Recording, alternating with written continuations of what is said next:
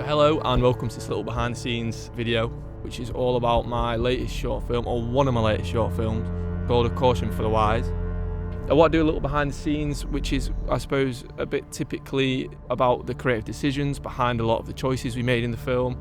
But also I want to talk a little more candidly about things that I felt, were really challenging and things that didn't quite go right, and the things that I've tried to implement in my work going forward and will continue to implement, hopefully, on my work in the future. We take the long road. So the story of A Caution for the Wise is actually based on a chapter in one of my dad's books. He's a retired, he's an author in retirement.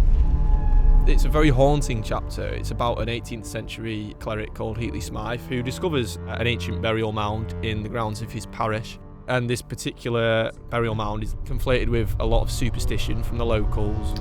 I fear you'll find no answers in your antiquities for that land out there, sir. And it's well held that we'd all do best to fight shy of it. He's quite an arrogant man. He doesn't believe there's anything supernatural about it, and he rebukes this whole thing about it being Devil's Mound. So the premise of the film is really Heatley's journey to uncover the true nature of what this feature is. It calls the wickedness. We're staying with Heatley the whole time, and I really like that idea of him feeling very isolated within the parish. We don't run away with the other characters and ever see the story from anyone else's perspective but Heatley's. I like that idea that we are getting quite a warped perspective, and who knows if Heatley's right, and he isn't right, is he? Spoiler. The first steps we took when producing this film, the most important thing was obviously getting the right cast attached. It's not an easy script. I mean, the language in it is it's a little sound pretentious saying poetic, because it's not poetic, but when you watch the film you'll see what I mean. It's quite challenging language at times.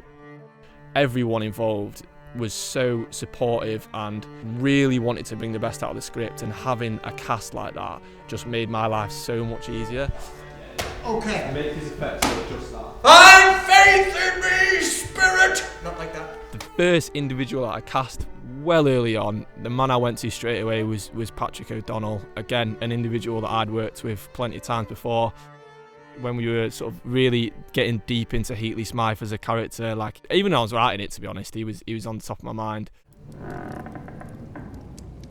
Smythe's character throughout the script is quite an internal character, and a lot of the performance relies on visual performance, and he's very thoughtful, and we definitely needed someone that could bring that level of intensity and a very brooding, ruminative performance.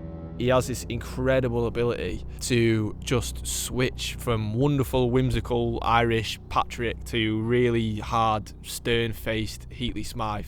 The whole aura changed, and he just becomes very formidable and kind of intimidating person. I fear it's no will of God's that's compelled you of late, sir. You forget yourself, Mr. Brigstock. On set, we're trying to keep the mood as grounded as we can. So, Dean, if you go a little bit slower. I think trying to keep that tone on set is really important and can be quite challenging. Okay, here we go. Yes. Okay, turn over. And in the moments where that tone wasn't perfect on set, to be able to work with an actor who can just flip that switch and do that, even when the conditions on set are not always perfect, they're not always ideal, that's insane. Go. There we go. After that,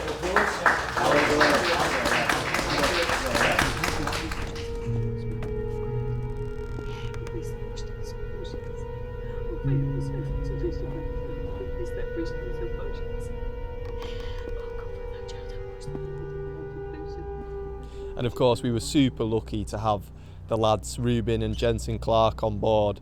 I've worked with them before, and I just knew the quality that they bring as child actors, and they just were absolutely incredible and just super patient with some of the just ridiculousness of filming. We're going to get straight onto it as soon as I take JJ's socks off. JJ's ready for that as well.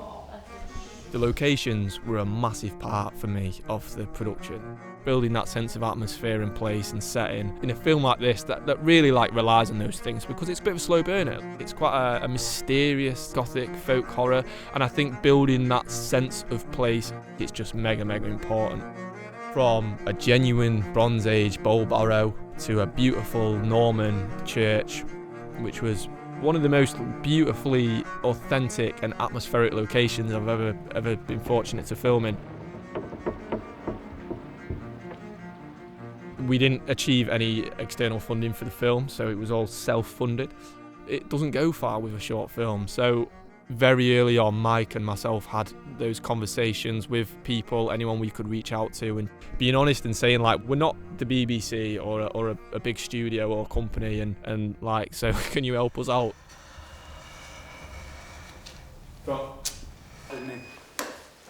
The cinematography is something, again, which is like, I mean, everything's important in it, I guess I'm saying, but it was a huge part of the film. We were trying to be very contained with what we were going for and go for something that felt quite thoughtful. A lot of that came down to previs and recce's to the locations. We were doing a lot of, storyboards, getting deep into it before the production.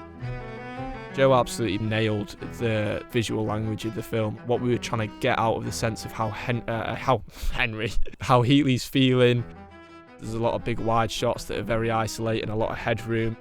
For me, my biggest inspirations was some of the 1970s BBC adaptations of writers such as M.R. James's works and Charles Dickens, and we were harking back to the visual aesthetic of some of those things where we could.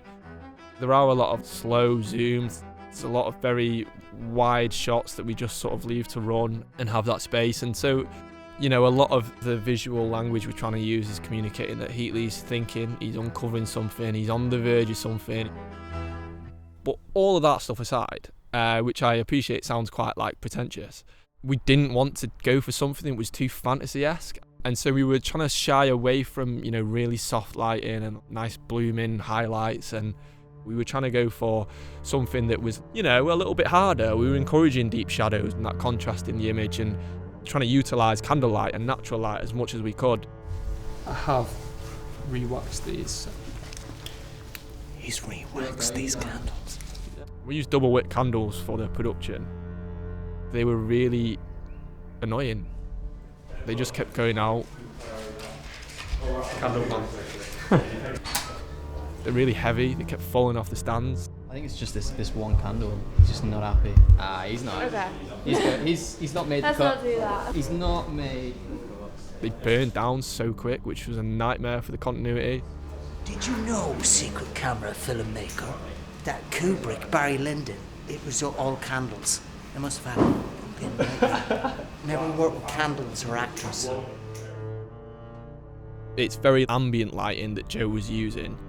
Lighting the space ambiently, and then we're using the practical lights and the candles to sort of create that contrast and that mood, again, that sense of atmosphere which we're trying to really build with this film. Let's board it. Action.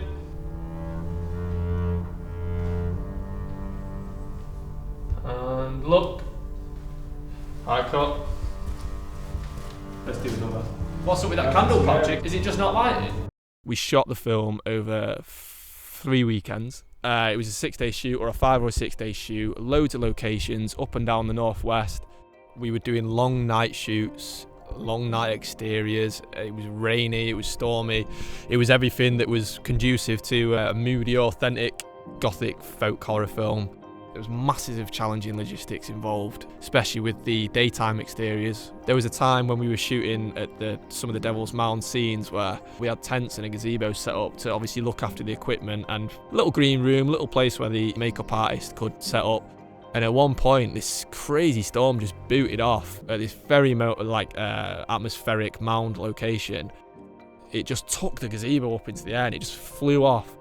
Just caused absolute catastrophe across the whole set. And so everyone was scrambling in this pouring rain and sideways hail to try and correct this, and people running with umbrellas to try and get them over the actors, and we didn't have a generator on that day. Poor Joe, he's pulling out all the stops he can with flags, with diffusion, with negative fill, just everything he can do to contend with how much the weather was changing on that day. And when you look at the film, hopefully you wouldn't think that the weather was so temperamental. We could be on the precipice of a historic excavation. Some of the days became quite stressful because we were often in locations which were cramped, difficult, dark, didn't have great amenities, and what did we say midweek, Mike? Be a less cramped location this week? This is still less cramped. it was really challenging at times, and especially for a lot of the crew that were brought on, you know, industry professionals and amazing people and friends that came and helped, and especially like the lighting team, they would wrap with us at 3 a.m. on a stormy, rainy night, and then they'd be up at 6 a.m. the next day to go to their commercial jobs throughout the day. And I'm unbelievably grateful for that, like that. Yeah, Patrick. Patrick.